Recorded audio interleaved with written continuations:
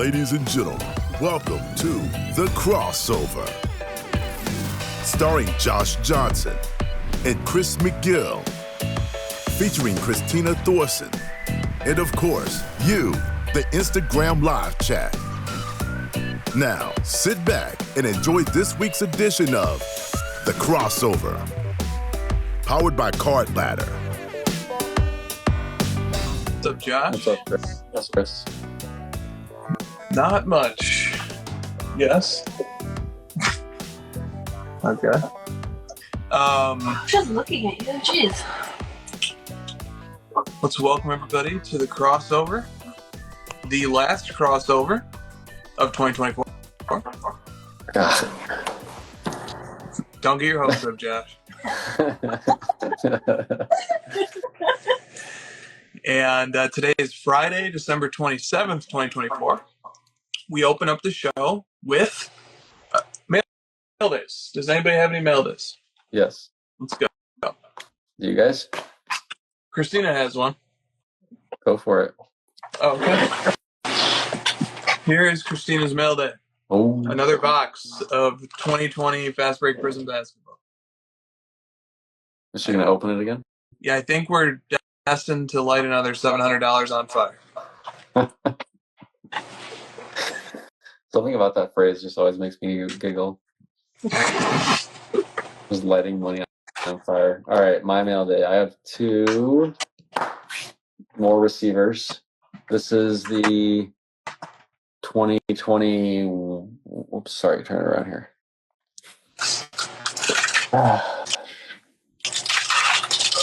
2021 Optic Gold Vinyl Devontae Adams 1 of 1. 1 of 1. I can only buy 1 of 1s. Thanks. And then 2021 Prism Black Vinyl. So these are the same year. Now, this is his last year with the Packers also. Nice. What is your thoughts on the jersey stuff? Like, would you rather have a player on his original team, or do you care? It depends on the player and if I, am excited about the team that they're on. So, like, if it was Devontae Adams, I definitely want him in a Packers uniform, but, I don't know. I probably wouldn't love him in, like, a Jets uniform. Yes. It's like Randy Moss, you probably remember him on the Vikings. He played for the Raiders. You probably wouldn't want that. It's similar to Adams. Like, he had a stint on the Raiders. I don't know. Yeah. Like with Durant, do you want Brooklyn Durant uniform cards? Yeah, maybe not. You want Golden State Durant uniform card? Yeah. Yeah, I do. Yeah, I would want Randy Moss and the Patriots. He had a good run. Yeah, and I wouldn't mind a nice Durant Nets card. It wouldn't be as cool as, I feel like all of his big Nets cards, he's like in a photo shoot type deal. You know what I'm talking about? Yeah. Yep, I sure do. Like his Prism, he's just standing there holding the ball and stuff. Yeah. Sorry, Penny Sleeve. All right, Christina is opening her. Will you tell us if you get anything good? Yeah, I haven't hit anything good yet. Yeah, you probably won't either. Okay. Probably not. Christina was first, by the way. Sorry, Chaz. Oh, man. Yeah, thank you. I wonder if that's a bad omen for Patrick Mahomes. Since Penny Sleeve wasn't able to get his three-peat, maybe Mahomes won't be able to get one either. Okay, let's get to the questions. We're going to try and do a 60-minute show tonight, just to try it out. Let's go. First up. Next week, 30 minutes. We just do our mail days and say this is the title of the show, and then we go straight to captions. Well, Christina gathered all the old titles from 2024 and put them in the comments, so we can just start recycling titles. And... People recycle our content, so what's the difference? Okay. Warm-up topic. Ron Reeves PC wants Super Bowl predictions. Oh, gosh. For the 5th time? Yep. I'm going to try my best to give a different prediction every time. I don't think you can pick the Niners again because they've been eliminated, right? Yeah, that makes it really tough. I can't pick the Cardinals, so it's okay. good. I think I picked the Bills last time, right? Sounds right. I'll stick with the Bills beating the Eagles. I'll stick with it. I like that pick. I'll go Rams Chiefs. Oh, nice. That's spicy. Oh yeah, I think the Rams are balling right now. Yeah. I'll go Rams Chiefs. They're winning. And I'll take the Rams. Why not? They're winning low-scoring games too. Yeah. I mean, if their defense is able to do that, and then the other side, you have Stafford, Kyron, Puka, Higsby, Cup. Seems pretty good. Seems like the Ravens are not going to go quietly either. Oh no! I mean, I would like to see it for more than one round in the playoffs. Yeah. But they are the best offense in the league, and the defense looks pretty good lately. They beat the shit out of the Texans. Yeah, the Texans were frauds, but they scored 2 points, and it was on a safety. They literally didn't score. All right. Next up from the Card Father 13. Which card is your favorite pickup of 2024, and which card would you like to add in 2025? Last bag. I'm ready. Go for it.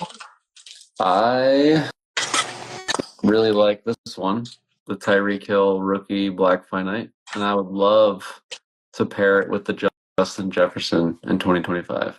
I think those are the top 2 receivers in the NFL. Would love to make that happen. Yeah, it's awesome. Even though those are the 2 top receivers in the NFL, do you want to do your bit about who the best receiver has been this season? No, not yet. Okay. All right. I mean, it's pretty simple. Yeah, okay. I just really like that bit. Yeah, I think the best hit was this Ant-Man base card. That box was a complete dud. That's it already? Yeah, I burned through it. Damn, okay. Literally. All right. I'm not going to answer this because I haven't figured it out yet. Oh. So you'll just have to stay tuned for my countdown on my story. Well, do you want me to do my bit then? That doesn't really matter. I like that bit, so yeah, I do want to hear it. It's not like a full bit, but here. Do these numbers look okay to you? So you're showing a football player this season who's first in receptions with 108, first in receiving yards with 1,510, and first in touchdowns with 16. Yeah, that's pretty good, right? Cooper Kupp had the Triple Crown. Before that, like, nobody was getting Triple Crowns. It was a really big deal when Kupp did it. This kind of feels like when Westbrook got a bunch of triple-double seasons in a row, it kind of became like, oh, who cares? He keeps doing it. This feels similar. Where I haven't heard a single person talking about this guy. He's literally going to win the Triple Crown, and CeeDee Lamb's out for the season, so his competition just got knocked down, but it's Jamar Chase. He's having an insane season, and nobody's talking about it. I don't understand why. And let me add on to this. Let me add some fuel on the fire. He also has the most yards per touch, 13.9. Efficient. He has the most total touchdowns as well, which is also 6. And right. He has the most fantasy points, PPR, of anybody in the league except Lamar, and by far the most out of all the wide receivers and the running backs. And he moved into second place all time for receiver PPR fantasy points per game.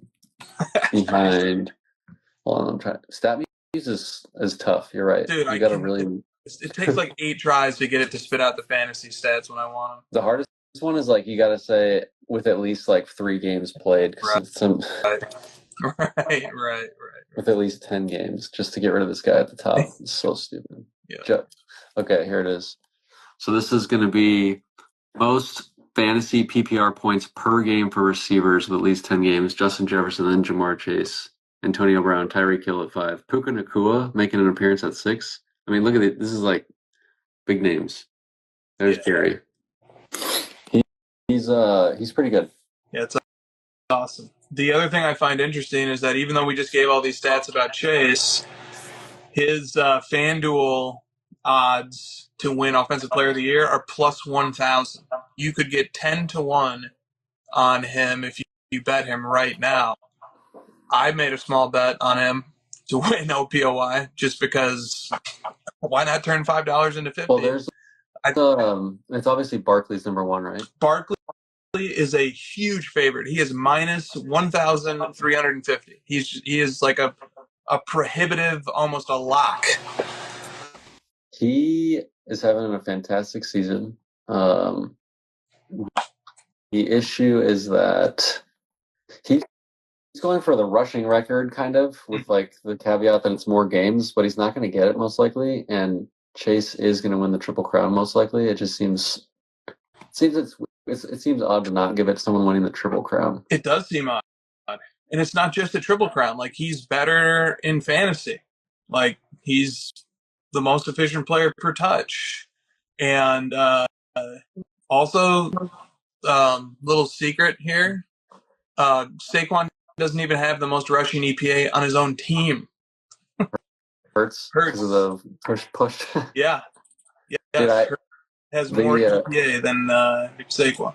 You get a lot of advanced metrics love when you rush for touchdowns.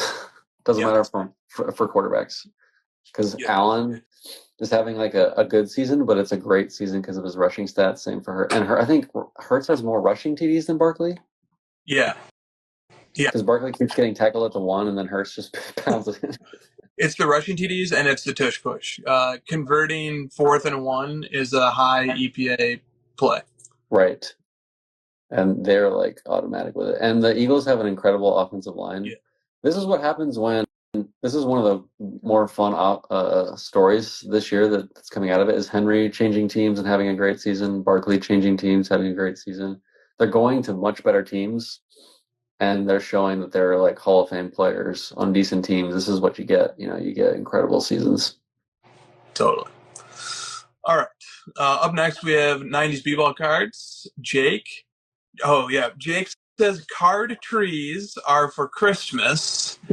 What is the right way to display our favorite collection editions of the year to celebrate the new year? Ball drops. Pause. Sorry, I had to do it. So for the new year, I like the thumb in the one row box videos where you thumb through them, one at a time, and you put your best ones in the back. Yeah. I don't know. Do we need to show our PCs again after the tree? Well, can I do this take really quick? One second here. I'm going to pull up Google Images, and you probably know where this is going. I'm going to show you a picture of a Christmas tree. The ultimate troll. This is a pretty good one. This is a trash can dumpster. I just don't want all this stuff around it. Okay, this is a Christmas tree. Do you see the shape? I do. Good. I'm concerned that no one else in the collecting space has ever seen a Christmas tree, because this is what it's shaped like. It's not a diamond. It is a triangle with just the little stump on the bottom. That's it. One card vertical on the bottom, and then a triangle. That's all you gotta do. Don't let the shape of the tree get in the way of cramming all your cards into a photo. You don't like the cramming of cards in a photo more than I don't like the shape of the tree, I think. Yeah. You guys ready for the zag of all zags? We didn't do Christmas trees this year. I am coming out against the card tree. I am coming out against the card tree. The card tree has served its purpose. It's over. It's over. It's run its course. It's run its course.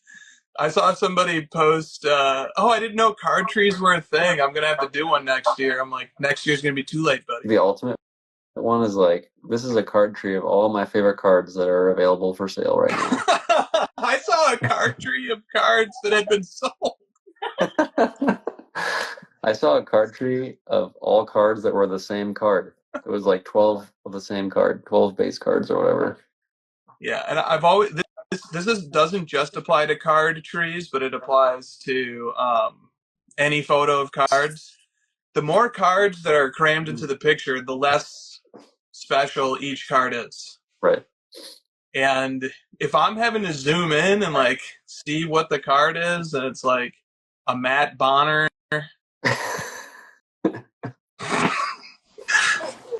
like gold out of 50 from Topps Chrome or something, like don't make me zoom for that, you know? Where would you put your best card in the tree? Does it go on the stump, or does it go on the star, or just in the middle? Star. I'd put it on the star, but you know, if your best card is a horizontal card, then maybe it can be the stump.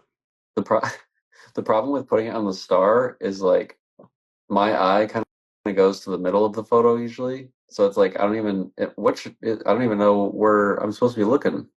Right. Exactly. So like I like a tree that's maybe Tree shape.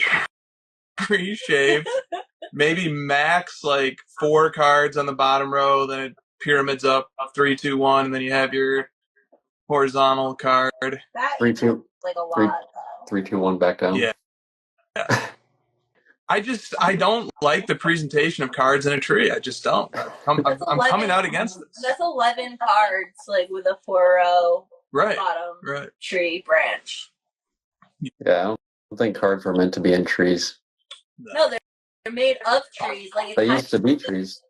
It's kind of mean to like take the card that like cut down the tree for the card and like be like, haha, this is your ancestor. Right. From tree to tree. All right. I just had to jot down the title there. Okay. So let's move on to the next question here. Thank you, Jake, for that. Cardboard Insights says, where is the strangest or most random place you have been and had to jump on eBay and place a bid in an auction? I thought this was going to be you talking about going to the police station. Darn. You heard that one before? Man, this one's tough. Most random place to pull up my, just probably taking a number 2 on the toilet.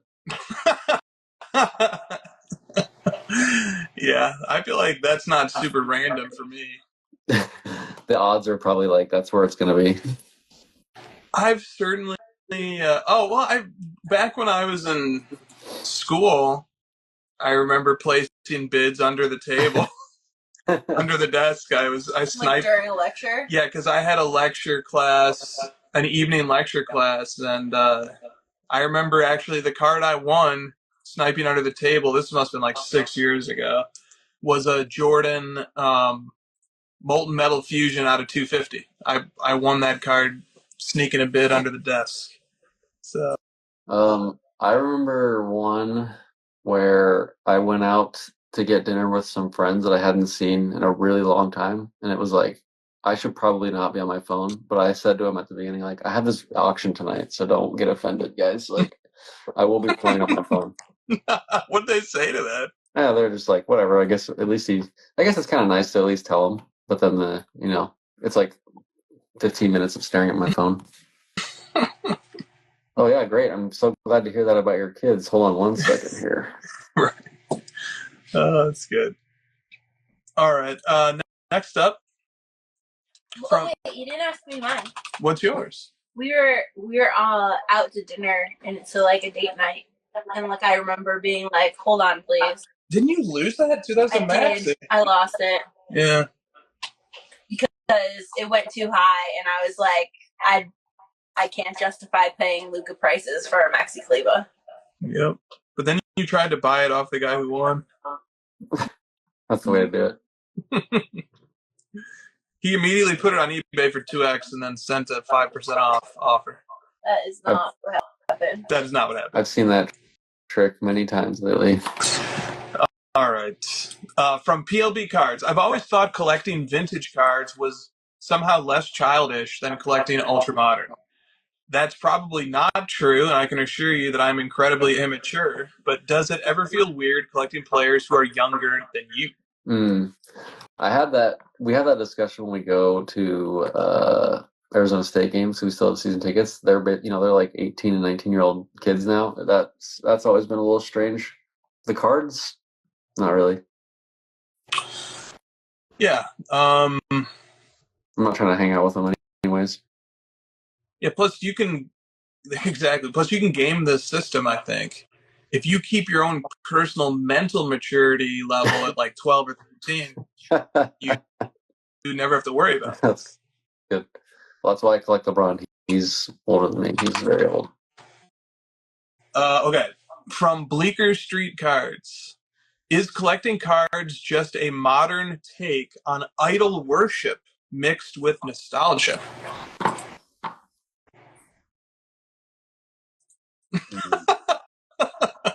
That sent you into a deeper thought Yeah, than that's I've seen recently across that put my brain in a pretzel. Idol, I have a reply. like a religious thing. Suppose you could take it that way. The word worship was used. This reminds me of your take on how people used to idolize businessmen and now they idolize sports athletes. I don't know where I can't go any further with that though. Yeah, I think that there's something to that. I'm totally going to zag hard against this. I don't think that idol worship even, well, I can only speak for myself as a collector. Like how I don't worship these athletes. Let me just start there. Quite the opposite. I don't care to know them particularly. I don't care to meet them particularly, although it can be a neat novelty if you do. To me, sports card collecting is like a game more than it is an idol worship or anything like that. For me, and I came up with an analogy for this.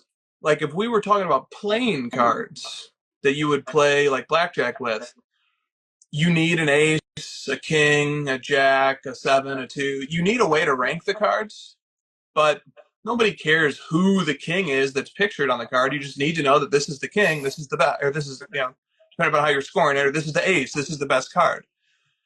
And I look at sports cards in a similar way. We need the best athlete so that we can know who the most decorated, most accomplished athlete is, so we can, those of us who care about pursuing the best cards can go find the best cards of the best players. That's the extent that I care about. Who's the most worshipped athlete, and so that informs the way that I collect. The player's like a placeholder. We've done this bit before, so I won't beat it to death. And then I'll say that just because I do it that way, that doesn't mean anybody else has to do it that way. And I think there are a lot of people who do really get really enamored with the athletes, and that's fine. And I can see how people who feel that way love things like memorabilia. They love the sweaty armband. They love the in-person autograph. They love, the idea of meeting the player and getting to hang out with them. They love the idea that the player touched the card, and that's great. If people do enjoy it, if they do enjoy the idolization of the athlete, then it makes sense that all those things would be really important to their collecting. But that's just not the way I work. Yeah, that would also explain Dennis Rodman collectors. How do you figure that? Well, I mean, if you're trying to collect the best players and rank them that way, you wouldn't do that with. Yeah, I think that's fair. Okay. Next up, from we have some people who are asking provocative questions tonight, and here and sort of pushing at what we like, which I enjoy. Like baseball? Not super provocative. And this one is from 1956 Topps Guy, who says an executive from Leaf stated on Jeremy Lee's Sports Cards Live that creating numbered parallels was the most effective means for manufacturers to create value. He also stated that changing the image on the card, like has been done for many super short prints in baseball, is cost prohibitive. Shouldn't we as collectors be voting with our wallets to demand something more than changing the border or color plates on the hits? Are we to blame for the lack of creativity and offerings? Shouldn't the best cards have the coolest images in addition to low serial numbers? So they're saying parallels basically are cost effective? Yeah, he's repeating what was said by the Leaf executive who said the cheapest way for us to create chase cards is just to make parallels. Right. Which is like turned out. I mean, we've played this A/B test. We have parallels and we have inserts, and people still prefer. We have one of one inserts. We have like they're making parallels of the inserts where we're seeing that, and people are still preferring the parallels to the base. So I mean, we've played it. Yeah, it's a good point. I think there's something to though, like collectors do like having the rarest version of the photo from the most common one, like the card that's on the cover. This is the base card. This is the card that is the cover of the set. I want the rarest version of that one. You know, I don't necessarily it doesn't have to like be a different picture. Agreed. Yeah, so that makes what you just said sort of takes me to want to turn it back onto the vintage collector and say it's one of the selling points of vintage, or one of the charming parts about vintage, when you take a vintage card, and the PSA 1 costs a few grand and the PSA 10 costs $100,000, and it's like everybody can own the same card, but the rich guy, maybe, he can splurge and get the PSA 10, but it's really not a different card except for the condition and the grade. It's not a different card than what the other people who own this card own. They just have it in a lower grade, but it's the same card. There's something egalitarian about that, something democratic about that. Well, same thing here with the parallels. It's a very similar card. It's like what Josh just said. It's just a more difficult to obtain version of the same card. And I think it's better. For example, if let's take the Tyreek Hill Prism Black Finite. Would you like it more or less if everything about the card was the same? It was still a Black Finite, it was still one of one, but it had a different image from the base card in addition to being a Black Finite? I would definitely like it less. Exactly. And I think it's because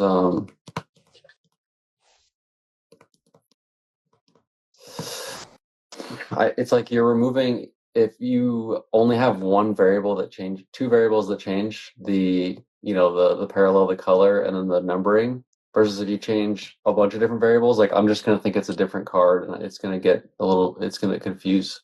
Like, is this even the same card? It almost looks like a custom print, and it'd be harder to track, which photos they're using for which of the parallels. It gets confusing.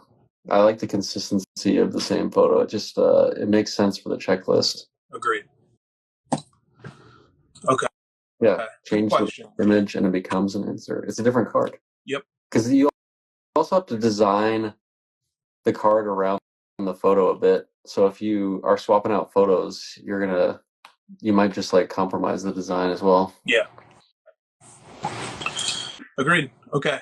It also makes searching for it annoying when you have the variations. And if the one of one is a different photo, nobody knows what the photo is until that one is found. Whereas we know what the Black Finite is going to look like before it gets pulled. We basically know what's coming. Agreed. Okay, let's move on to the next question from Basketball Card Collector 93.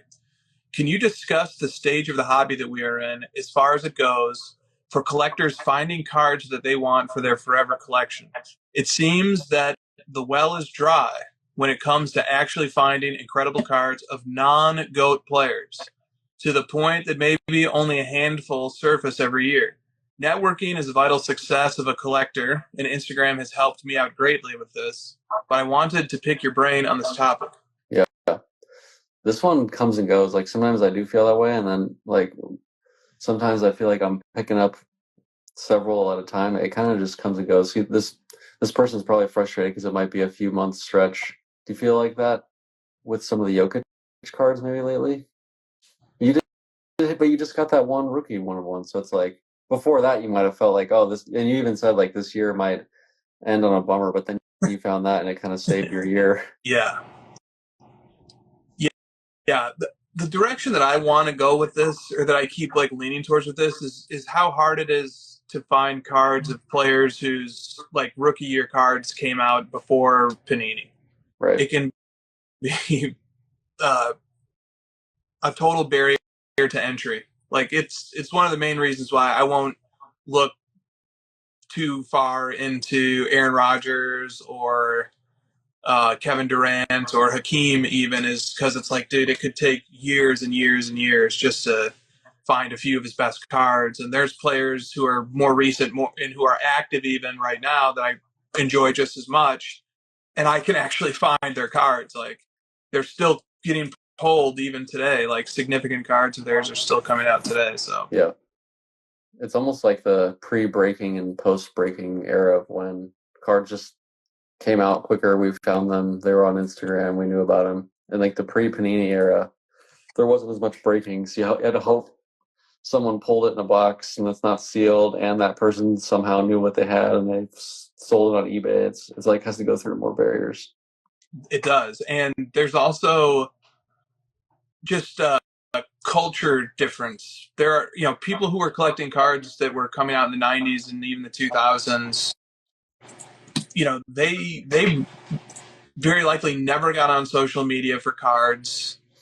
They don't primarily do their buying and selling, through eBay or online marketplaces or social media marketplaces. And it can just, some of your like Grail cards might just be sitting in the collection of a guy who just, you'll never be able to find him. You'll never be able to reach him.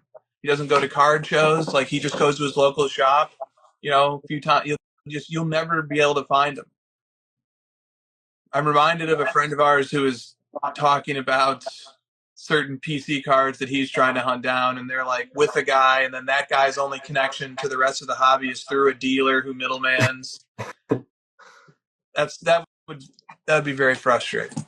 There's a lot of luck involved in collecting, if you're after your favorite player's rookie 1 of 1, what if it's just like with somebody who, isn't in the public at all and you just never see it? That's just bad luck. You'll just never see it, Yeah. It's already frustrating enough when you know where the card is and the guy doesn't want to sell it. Not knowing, no thanks. For 4 years. Yeah. All right. From USMNT Soccer Cards, what inning of aggressive consolidation are we in? Well, I only collect 1 of 1, so I think we're in the 9th. Are we ever in the 9th inning of anything?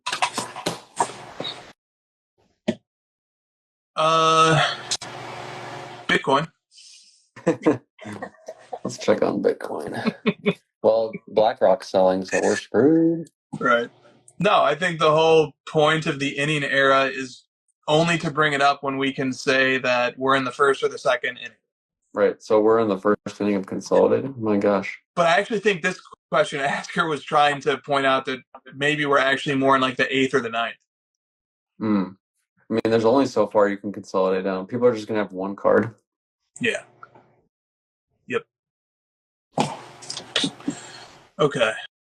From Drake's... It's down to 94,000. Don't worry, it's going to be 80 trillion. I was predicting that by 2026 it'll be 150,000. That's like based on my analysis, my data that I'm seeing. Yeah, I think you have to revise that number upward based on the other data that you haven't seen yet. Like how much Michael Saylor's buying? Is that my data? Yeah, you just whatever you see Michael Saylor doing, just know that he's 10 times smarter than the rest of us, and that just follow his lead, and we'll all be rich. We should join several X Spaces chats to learn more. Dude, I typed in BlackRock and it comes up with BlackRock Bitcoin on Google. Nice. Okay. Next up from Drake's PC. Sorry, what do you? I just love these titles. It's just like criticizes BlackRock, predicts Bitcoin will reach 300. I sent you that tweet. I sent you the source of that. Oh, okay, this is the same one. Yeah, where do they come up with these numbers? Why 350? Why not 500? Why stop there? Go higher. Feeling generous. They're magic box numbers, Josh. Based on what? There's nothing you can analyze. It's literally just a number on a screen. There's nothing happening. It's not anything that's being. It doesn't make any sense. Clearly, you haven't heard of the happening. Happening, dude. I thought we heard something where they're just gonna like increase the supply. Wasn't that a rumor as well? They're just gonna like make more Bitcoin, and all of a sudden, like One of the ETF providers wouldn't like. They put out like a disclaimer that was like, "We're not liable if the supply increases" or something. Yeah. I don't remember exactly what it was. One of these days, man, they're gonna be like, well, guys, we just, in order to keep things fair, we had to make more, and it's like, yeah, okay, great. I was buying on the assumption that it would never change. That's what the blockchain is, but thanks. We in the hobby know the perils of buying based on pop report. Right. All right. Drake's PC says, let's talk about the rarity of different eras. For example, a card out of 100 from the 90s is rare, but an ultramodern card out of 100 is not rare. Thinking of the 80s, the 90s, the 2000s, the 2010s, and the 2020s. What quantity, by pop count if it's the 80s, or by serial number if it's the later generations, do you consider the maximum number to still be considered rare for each decade? 2 for all of them. Okay. For right now, it's probably like 5. It feels low in the ultra modern, doesn't it? Yeah. What were you thinking? Maybe 10, I think, or 25 even. Okay. I would be in. Well, okay, like he wants it by decade. 2010s and for 2020s, maybe 10 and lower. Okay, yeah. 2010s, maybe 25 and lower. 2000s, now we're talking like 99 and lower, 50 and lower. Yeah. Yep. 90s, like 100. Sometimes even a little bit more is fine. 100 or 150 and lower. And then 80s, like now you're talking about pop counts. I think Vinny Slabrino commented that like for 80s, like maybe a PSA 10 pop of 10 or lower for non-rookies and maybe like 30 or 40 or lower for rookies. Yeah, that sounds right. Because you're kind of going based off of 100 for 90s, you're thinking like Playmakers Theater and some of those pretty rare cards. And then when you get to the 2000s, you're thinking like Gold Refractors, Exquisites, and stuff like that out of 50. So you're kind of like pinpointing them to cards that you feel are rare. That makes sense. Okay. Do you know how many copies exist of the T206 Honus Wagner? I don't. It is rumored that there are roughly 50 to 60. That's kind of interesting because it's like vintage. You're talking about pop reports and equating, but there is actually this card, which is vintage and rare, and that's kind of the one of the reasons that card is so expensive, so popular, because that's pretty low. Yeah, yeah, that's like 2000s rare. Yeah, it's a really good number. Will Stern sent out a tweet based on a story he wrote today for Collect that this was the first year since whenever that Wagner T206 did not sell. Yeah. Yeah. Right. Yet, that's right. Somebody may sneak in a transaction just to prove him wrong.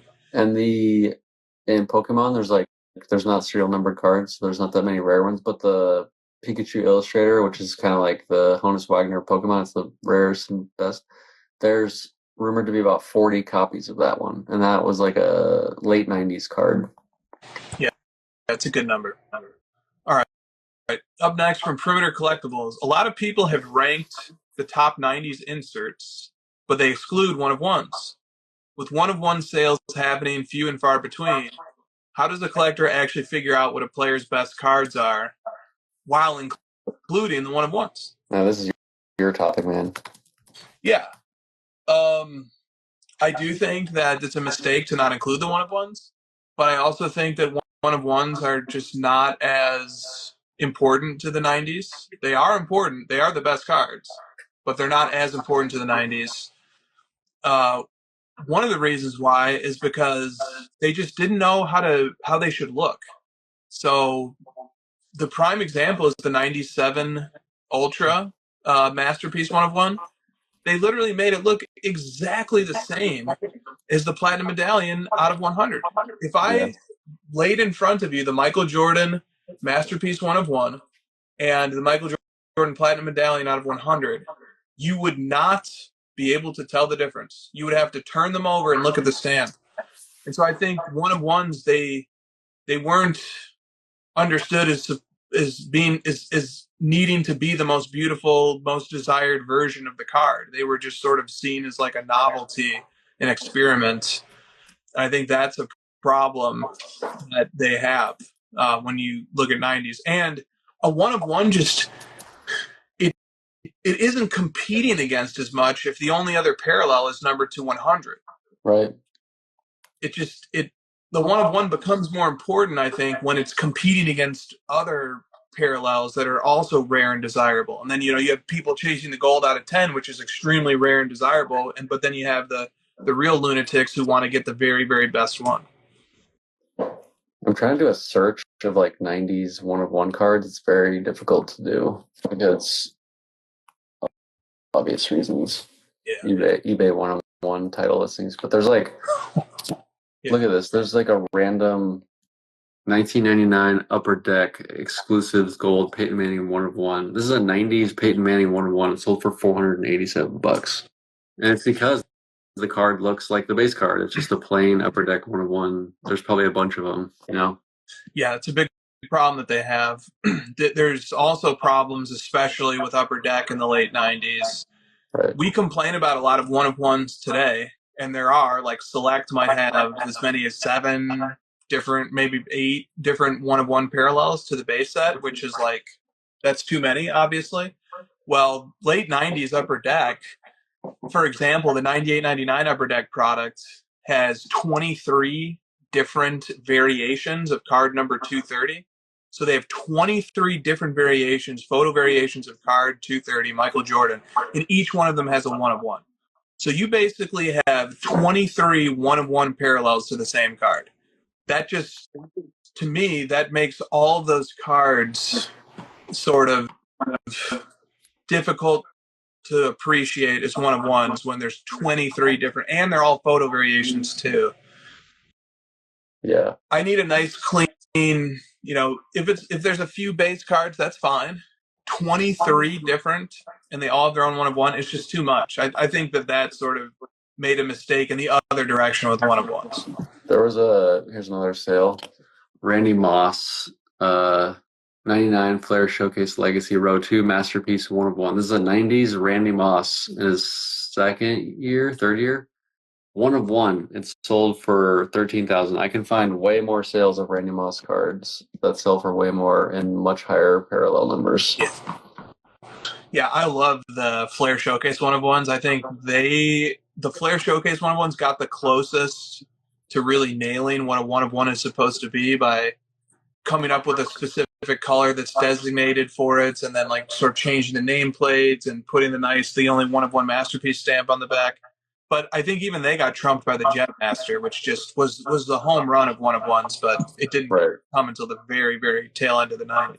And I'm searching Flair Showcase Masterpiece 1 of 1, and they sell like once a week, if that.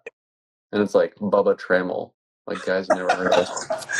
Well, and the Flair Showcase is like you need to know the checklist of those as a collector, but if you're looking at them, just because, Flair Showcase is like Select. It has tiers. There's 3 or 4 different base sets sometimes, and so you might have 1 of 1 of a Randy Moss, but he might have 3 total 1 of 1s, for example, from that set to the 3 different base cards. And the Jet Master card, like, I can't even find sales. It's like these cards just don't sell. Yeah.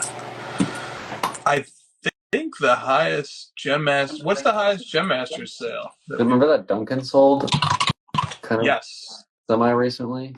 Yeah, it sold for a really strong price. Yeah.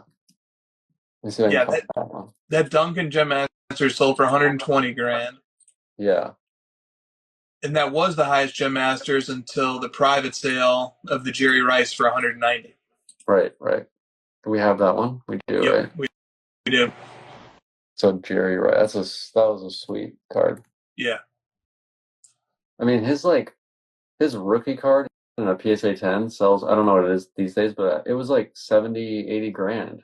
It's like, you'd rather have three of those than the freaking gem mat? It's crazy to me. Yeah. This card is incredible. Look at this thing.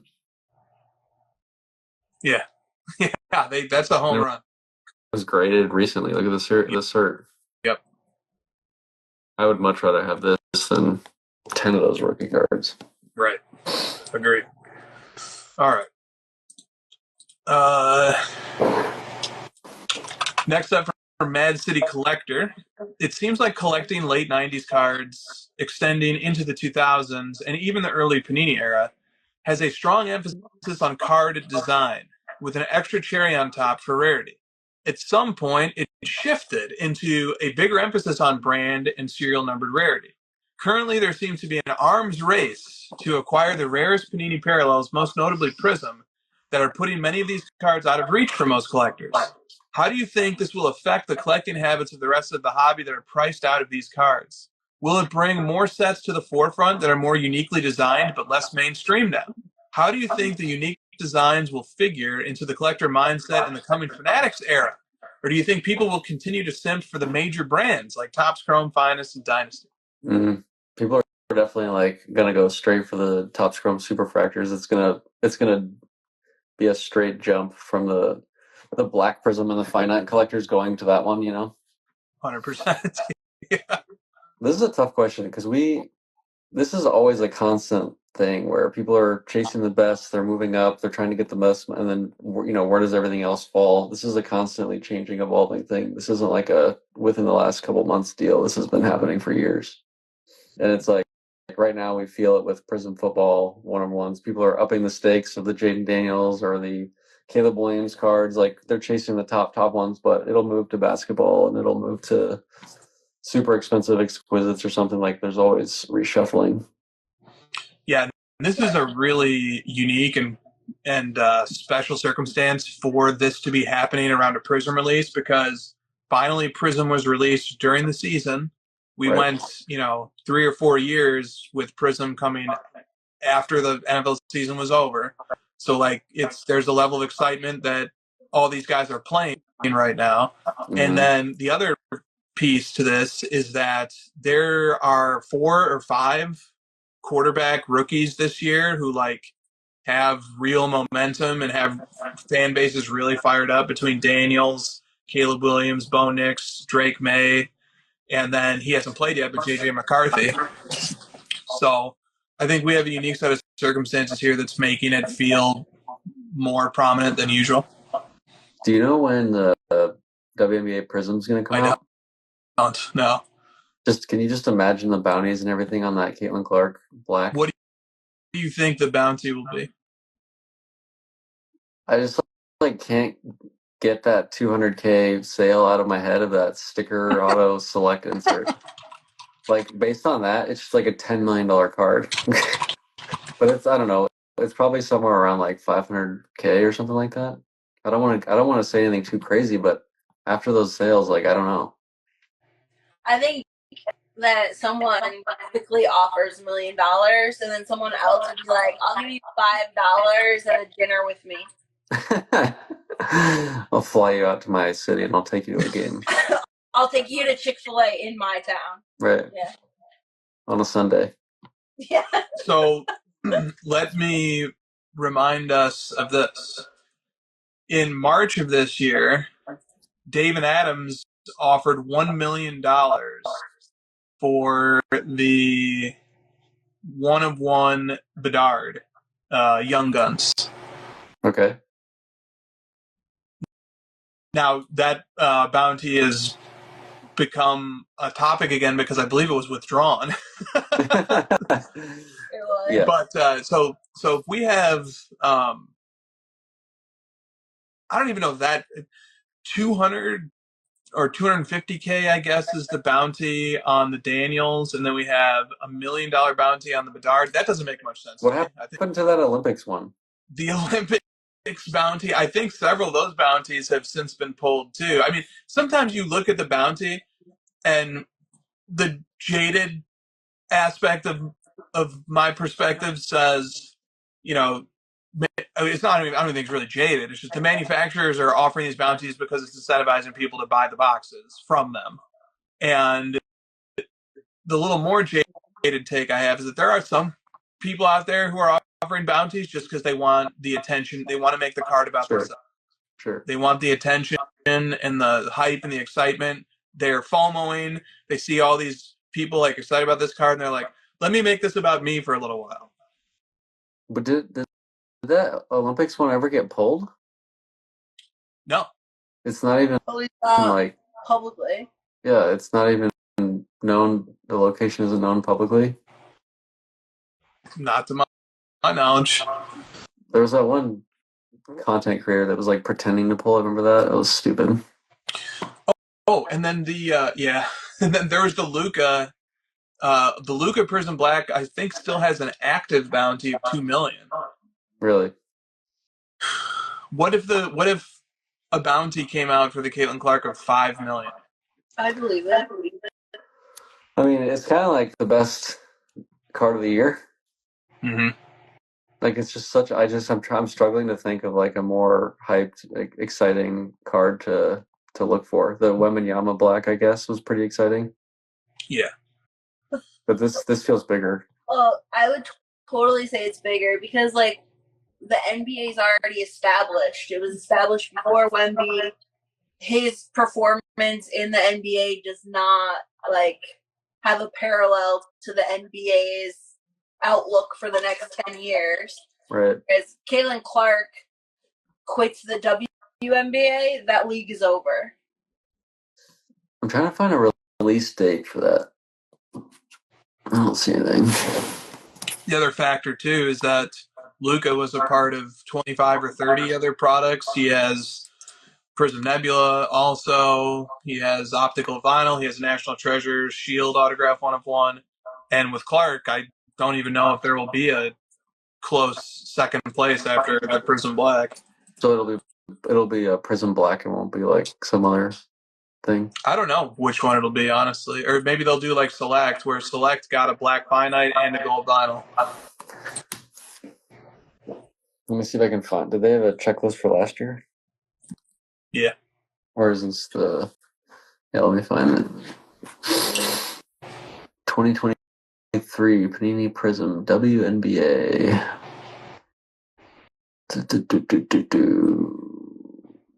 The base, the 1 of 1 is a gold vinyl last year.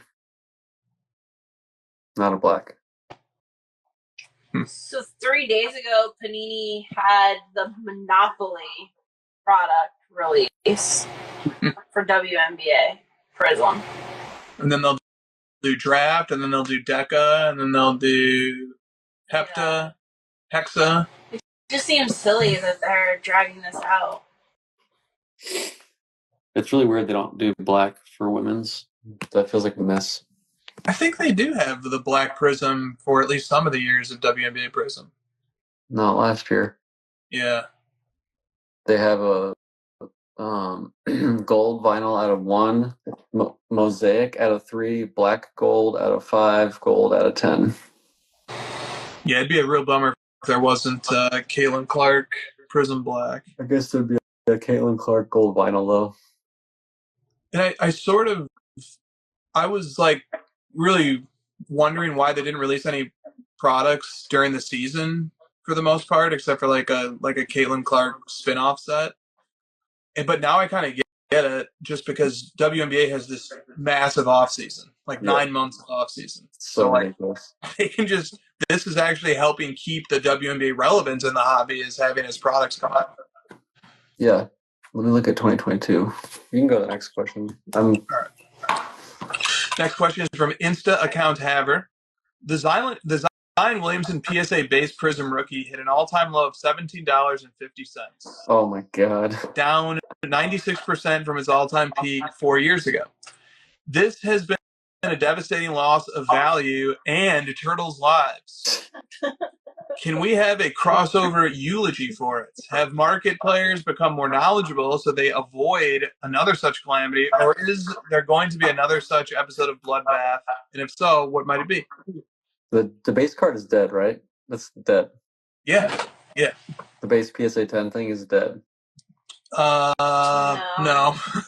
It's not what it was, but there's still plenty of base PSA 10s that bring a few $100 For that have ultra thousands of modern. cards. Yeah. For like a new release of Panini. Yeah. Like I wonder what the Wemby Prison Base PSA 10 is right now.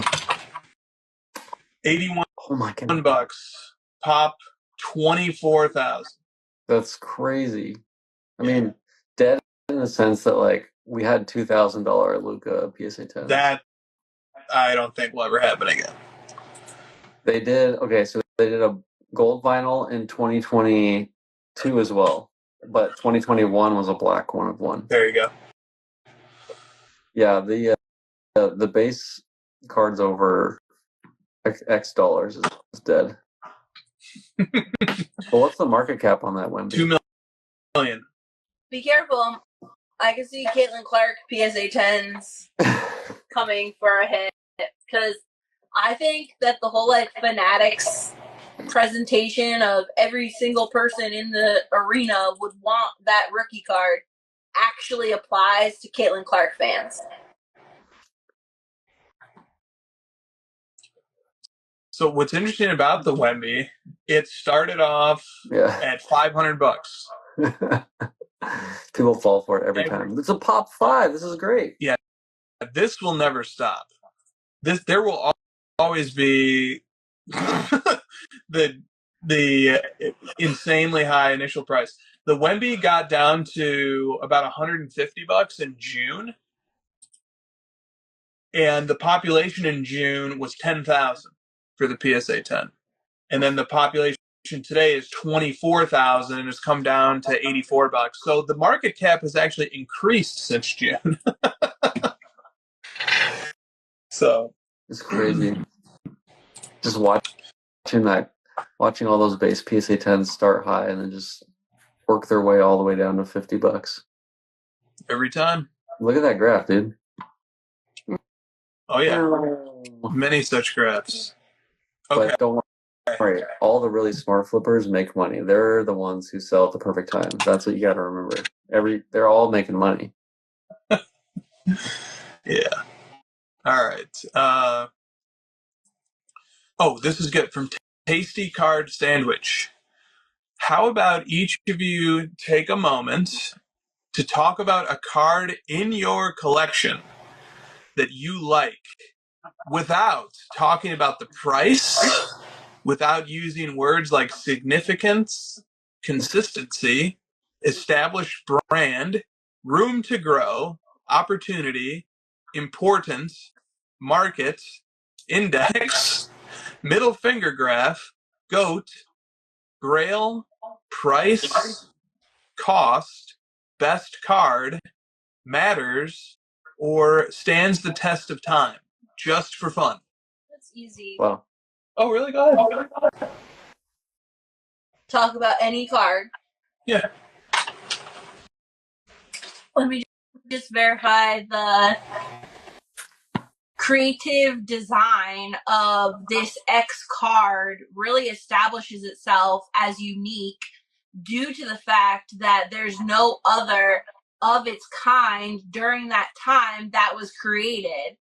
Look at the way that the colors and the flow of the imagery draws your eye to the bottom, from the bottom to the top, using the ball as a reference. So you would just talk about the card's design. Okay. Like that's like you would just have to actually talk about the fucking card. Okay. That's the only way. He took out every other word. Yeah. Did it become a bad thing to care about the historical importance of a set? Which, like, the word we sometimes use to describe that is significance. Is that taboo now? Well, they're clearly trying to exclude, pricing and marketing or market type stuff and investor speak. So I get that. But to your point, like, we should still be able to use significance and importance and firsts and bests and stuff like that. Yeah. Yeah, I mean, if I can't talk about goats and I can't talk about grails and I can't talk about what I think is the best card and I can't talk about if I think it matters or not, and I can't talk about whether I think it's significance or not, and I can't talk about what I think about if the brand is established or not, if I can't talk about the market for it, and if I can't reference any indexes. That's like asking me to play basketball, but I can't shoot, I can't dribble, I can't pass. I'm just supposed to. I mean, I love card design. I absolutely love card design, but I think that I don't know if that's what the question is getting at. Is like talk about the design. I don't think that's the point here. Or maybe like the photo on the card of the player, like I don't know, an important. I can't even say that. I don't know. And like, why should the photo be acceptable, but it's not acceptable to talk about the history of the set? Right. Well, or it's not acceptable to talk about whether you think the player on the card is a greatest of all time or not. The way that I would have approached the question, if that was the intent, was like pick a card and talk about the aesthetics of it. Just single out the instead of trying to pick out every other term. Yeah, because I think like you're right that some of these excluded words are we don't want to hear the investor gobbledygook, which yeah, that resonates with me for sure. But I think I think this is a new criticism that's really interesting. And the criticism is we don't want to hear about the best cards. Yeah. I can sense that you and I are getting that criticism lately. Yeah. That we're over consolidating into the best one of ones of the best guys, and we should care about other stuff. Yeah. Yeah. And there was like an interesting criticism on one of the YouTube videos, which was like basically, and I've heard variations of this for ever since I came back to the hobby. Who cares about one of ones? You're the only person who can own it. Isn't it much better when you can own the same card that dozens or hundreds or thousands of other people own? It is, but I mean, I get that. I get where that's coming from, but I don't think everybody has to look at it from that perspective. I think it's okay if some people don't want to collect that way. Yeah. Yep. And I mean, this is the way we like to do it, so that's what we're going to talk about, I guess. Yeah. Free speech. Yeah, because there is like a softball here. It could be a softball question where I say, well, Christina just opened this box of Fast Break Prism. I will go through the whole pile of cards and I will enjoy it. And maybe we even have enough 2020 Prism to build a base set and put it into a binder. And that probably will happen. But it wouldn't be – I'd be misrepresenting what I love most about collecting if I said that's the reason why I do it. I like that. I like doing that. I can see why it's popular among collectors, but I think we just have to be honest about what we're excited about with collecting. Right. 10 o'clock. It is. Okay. Put the 60-minute bow on it. When you give me a time and a set, like I match that time with my energy. When it hits, it's like I can feel it. Okay, but I only have 4 titles. Of course. So we'll be able to pick that, I think, pretty quickly. Let's just do an overtime round here because Christina had a question that she wanted to get in. If you have like a really big one, go for it. Christina wanted to recap the previous titles of the show. Oh, nice. I did. I wrote them all down. You didn't even copy and paste them. I literally went through and grabbed every single week's title so that you could just copy and paste the comments, and you didn't even do that. I read long questions, but I don't read that long questions. Can't ChatGPT do that? It might be able to if you stick ChatGPT on our podcast feed. Just go to and then drop on. Because I mean, I guess I can do it. So, well, we have the question asker live, so okay. All right, let's start. The first one. Wait. What's the point of this question? Oh, a year in review. Let's read off some of the titles of crossover of 2024. So we're recapping 2024 through the lens of our titles. Yes. Okay.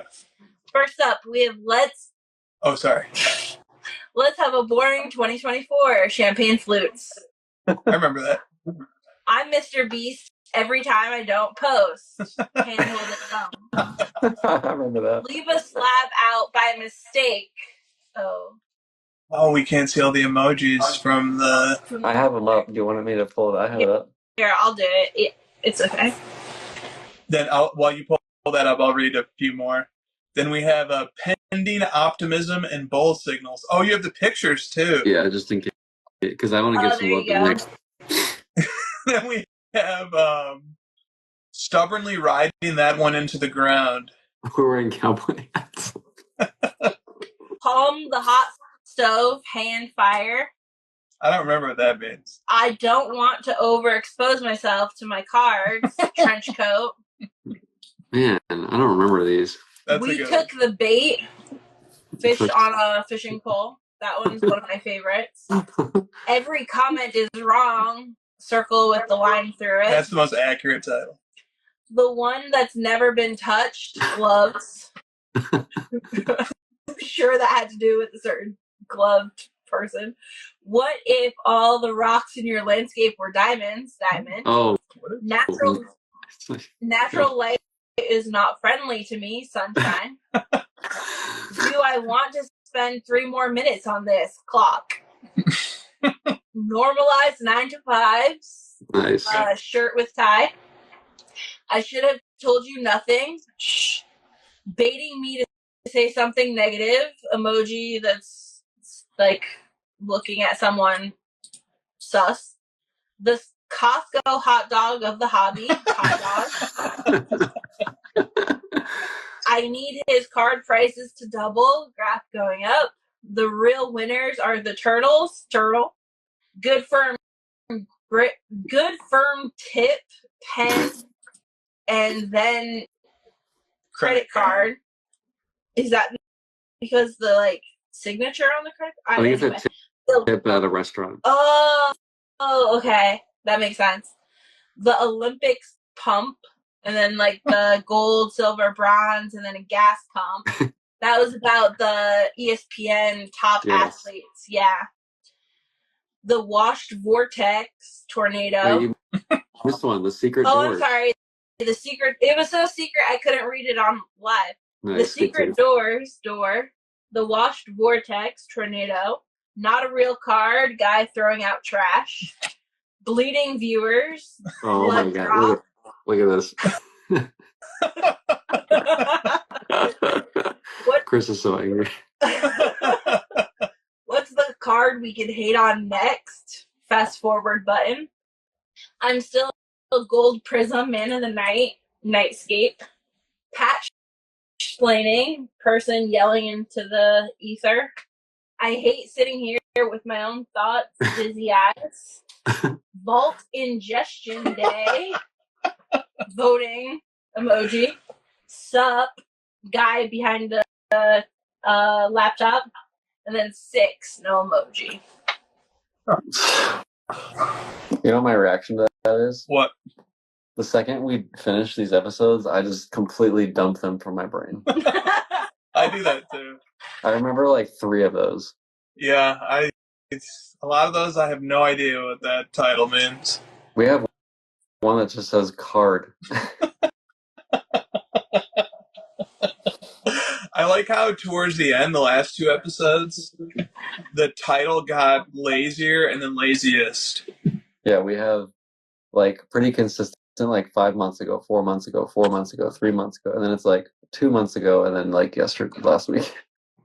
And 2 weeks ago was just sup, 3 letters, and then last week was just the laziest possible title, which is just 1 digit. I feel like today it should just be a period. It should just be and 2024 is over. Just an emoji. Just an emoji. Well, I think I know the emoji actually. Okay. So one of the title suggestions that we have is triangle with a stump at the bottom. So I could just do a triangle for the tree. Or I could just do the tree emoji. Yeah. Which do you like better? The tree emoji. But it can't be the Christmas tree. It has to be like the. Why not? No, because it can't be the like decorated tree. It just has to be the pine tree. It's not the shape. Undecorated Christmas tree. Just to like one last time, make sure everyone knows the look of it. Yeah. Then after this, let's vote on our favorite title of the year. Okay. The two other suggestions we had were number 2 on the toilet. We could just do a toilet. We could just do a toilet. That would be that would really sum up our year. Or you could have I have an auction tonight, don't get offended. That is a good one. But I think the tree emoji is where we're at. Yep. Okay. What is your favorite title of 2024? It's not even close. This is the winner. You guys don't even get a say. It is the Costco hot dog of the hobby with the hot dog emoji. That one just really stuck out to me. What does it even mean? I don't remember, but I just remember it being really funny. I don't know what it means, but it did make me laugh. Bleeding Viewers is pretty good. Bleeding Viewers is not bad. Bleeding Viewers comment is wrong. Bleeding Viewers is like, it's the low-hanging fruit. It's the obvious one. Yeah. We gotta go. That's not our style. We don't take the popular one. No. We're gonna pick the one that we have no idea what it means. Do any of these other ones stand out? Yes. What? I don't want to overexpose myself to my car. Yeah. I personally, like, every comment is wrong because that's my vibe when I'm on social media of any type. Yep, that's good. I'm trying to figure out which one's my favorite thumbnail too. I'm doing two things at once. The turtle thumbnail is really good. You want to see that one? Yeah. It's just really good. Are we underwater as well? Yeah. We have bubbles coming out of our mouths. The one where it says I need his card prices the devil has Jason Tatum like doing this. Oh, okay. Now I know what that means. Yeah. I don't know what Secret Doors is. I have no idea what that means. Not a real card has the picture of the star, Jordan. Oh, that's tough. That's tough. All right. Let's wrap it. We went into overtime, but I think we still stayed close to an hour. And maybe see you guys next week. I'm honestly not sure. Happy New Year. Happy New Year. CY Card Ladder is the most respected sports card analytics app on the market. We have virtually every card in our system. If the card you are looking for ever sold on one of these platforms, you can find it using Card Ladder's sales history. Easily find recent comps and get a better estimate what your cards are worth. CY Card Ladder is the most trusted and the most reliable sports card analytics app on the market. We know what you want because Card Ladder was created by collectors for collectors. Join the innovators, not the imitators. Card Ladder, constantly innovating. Try it for free. CY Card Ladder is the industry leader in sports card data. Card Ladder. We're just getting started.